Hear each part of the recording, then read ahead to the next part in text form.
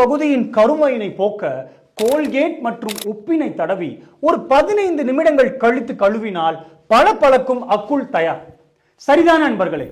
Colgate பேஸ்டில் hydrated silica, அதாவது சொர சொரவெனவிருக்கும் சிறு துகள்கள் பற்களின் வெளிப்புறத்தை சுரண்டி சுத்தம் செய்யும்.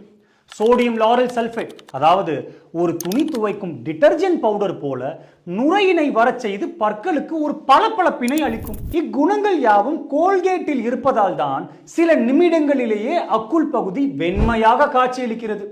ஆனால் இந்த சொரசொரப்பு மற்றும் டிடர்ஜென்ட் குணங்கள் சருமத்தின் வெளிப்புற அடுக்கினை சேதப்படுத்தி சில மாதங்களிலேயே முன்னிருந்ததை காட்டிலும் மிகுதியாக கருமையாக்கிவிடும். பலருக்கு அந்த இடம் புண்ணாகியும் விடும்.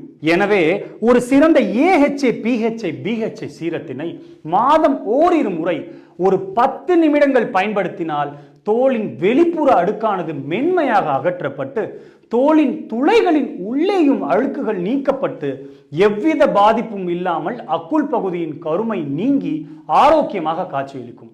அன்பர்களே, பற்கள் நமது எலும்புகளை காட்டிலும் வலுவானது. எனவே பற்களுக்கு உண்டான தயாரிப்புகளை சருமத்தில் உபயோகித்தால் அச்சருமத்தால் தாங்க இயலுமா? ஒரு கணம் சிந்திப்போம்.